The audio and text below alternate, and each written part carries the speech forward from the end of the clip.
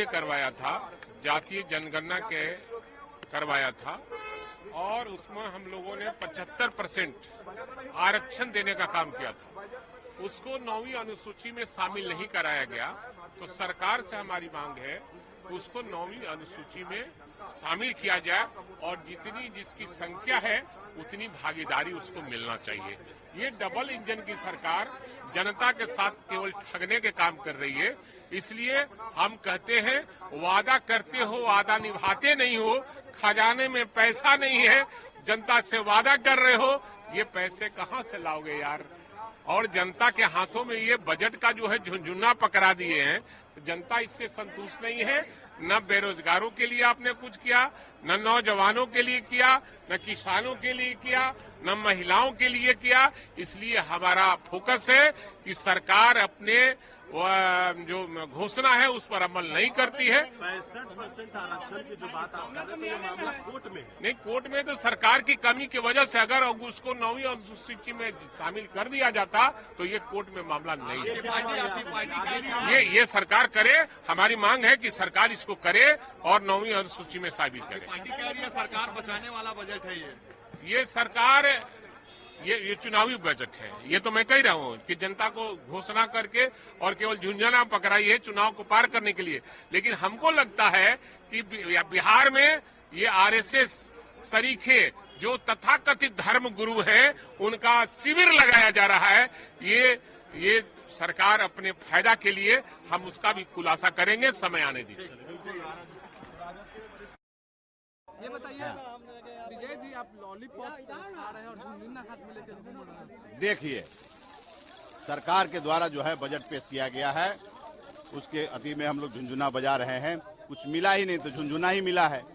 और जो होली का जो है ये दे दिएगा सुगुफा, और उसी में लॉलीपॉप दिया गया तो हम लोग लॉलीपॉप खा रहे हैं। लेकिन इसको सरकार तो ऐतिहासिक बता रही है।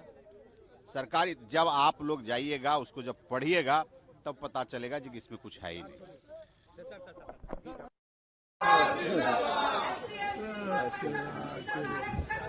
आगे दिखाओ ना।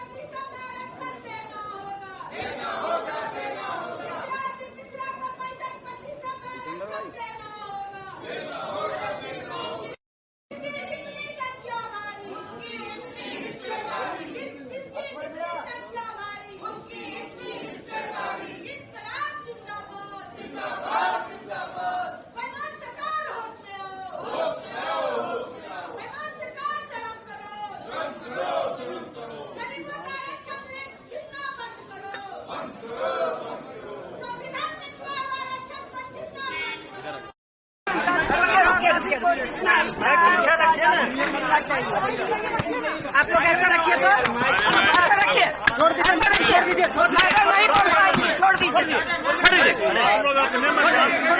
वही कह रहे हैं, ऐसा नहीं बोला।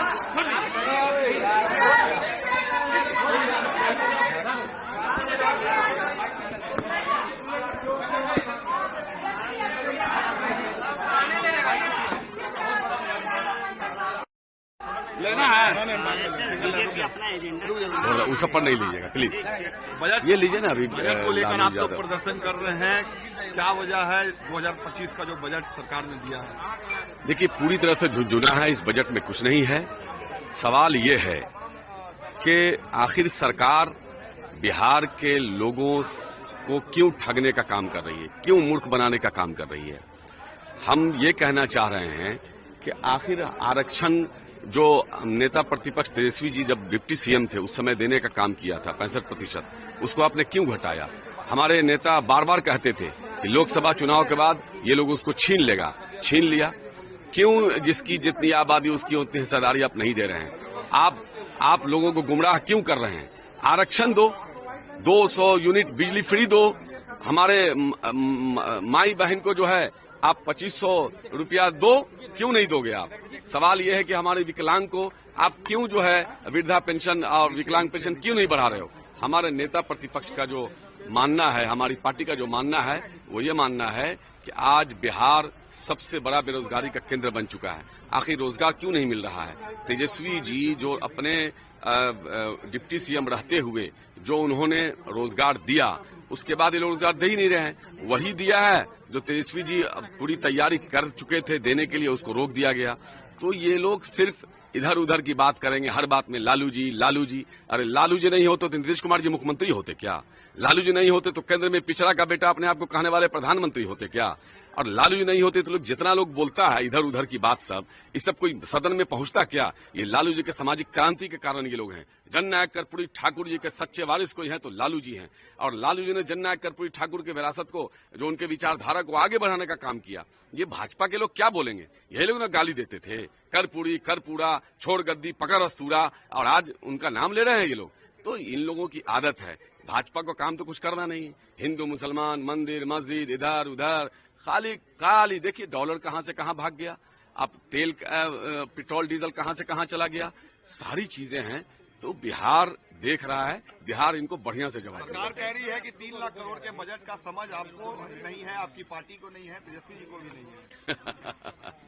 अच्छा ठीक है, अगर समझ नहीं होती तो ये कहते थे कि कहां से देगा? अपने बाप के घर से देगा? कहां से पैसा लाएगा? कहां से रोजगार होगा? किसको समझ थी? जिसने नौकरी भी दिया, अपने तमाम वादों को पूरा भी किया। आपको तालीमी मरकज हो, चाहे टोला सेवक हो, चाहे आपको वित्त क्या नाम इसका, इन लोगों का जो है मानदेय भी बढ़ाया और सारी चीज किया उन्होंने। जो वादा किया था करीब करीब किया, जो और 5.5 लाख लोगों को रोजगार भी दिया, और उसके बाद ये आपको सरकारी नौकरी दिया, और वो जो नियोजित शिक्षक थे उनको परमानेंट किया। ये सारी चीजें किया उन्होंने। तो समझ किसके पास है?